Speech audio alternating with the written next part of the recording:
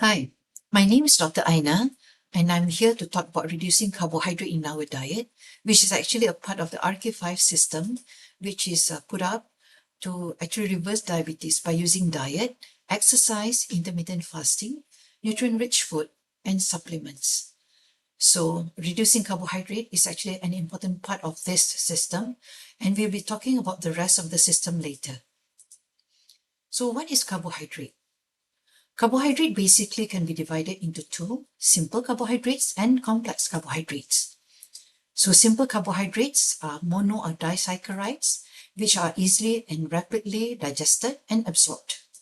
It causes rapid rise in the blood sugar, which in turn causes rapid rise in the insulin secretion. And food that causes this would be our sugar, our honey, sugarcane juice, fruit juice, pastries, and white bread. And these food are actually nutrient poor. Whereas the complex carbohydrates contains long chains of glucose, which are called polysaccharides, and it needs to be broken down to simple sugars for absorption. So it takes a longer time to be digested and absorbed, and thus causes lower rise in insulin. And food that cause this includes the vegetables, fruits, and whole grains. And these are actually nutrient dense. They are very rich in vitamins, minerals, and as well as fibers.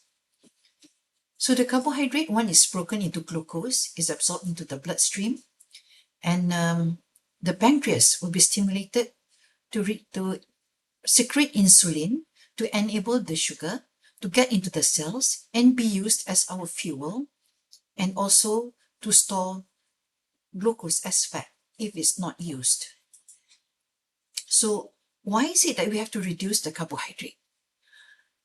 Our body uses glucose as a fuel, so it can only utilize according to our body needs, which is determined by our physical activities. So if we eat more than what our body needs, the extra glucose will have nowhere to go. And this is when our body will secrete more insulin to help store the extra glucose as glycogen for short-term storage or as fat for long-term storage. So over a long period of time, frequent glucose overload causes repeated insulin spikes, which will cause more fat deposition in our body. So in our liver cells, for example, it's called fatty liver, whereas if it's deposited intra-abdominally, it's called as visceral fat. And it can also be deposited in our organs, for example, in the pancreas, and this will lead to pancreatic dysfunction. The excessive fat cells will turn into adipose tissues, and it is now recognized as an endocrine organ. It will disrupt other hormones and systems in our body, leading to a state of systemic and chronic low-grade inflammation, which leads to insulin resistance and many other complications. So, how do we take our carbohydrate wisely? This is the famous great plate, which consists of quarter of grains, quarter of lean protein, and half plate of fruits and vegetables.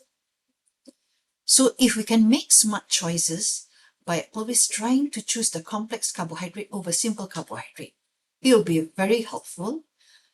And the way we eat is good if you can start with the vegetables, which is complex carbohydrate, and legumes or even proteins before consuming our staple carbohydrate will cause the insulin spike to be lowered. Reducing the total amount of carbohydrates starting from 10% of whatever that we are used to slowly go down to a quarter plate or even lower if possible, but not to totally cut off the carbohydrate because it will be unhealthy. Recently, I read if you want to have a carbohydrate meal, if you can get a tablespoon of apple cider vinegar in a glass of water, it would actually help our situation more. It seems that the acetic acid in apple cider vinegar actually slows down the alpha amylase that breaks down the carbohydrate into glucose. And it also stimulates our muscle to take up more glucose to burn. So overall, it will actually reduce 30% of the sugar spikes that we have. So in conclusion, Reducing carbohydrate in our diet is never wrong, as long as the intake tallies with our physical needs and activities, and is the key to reversing type 2 diabetes.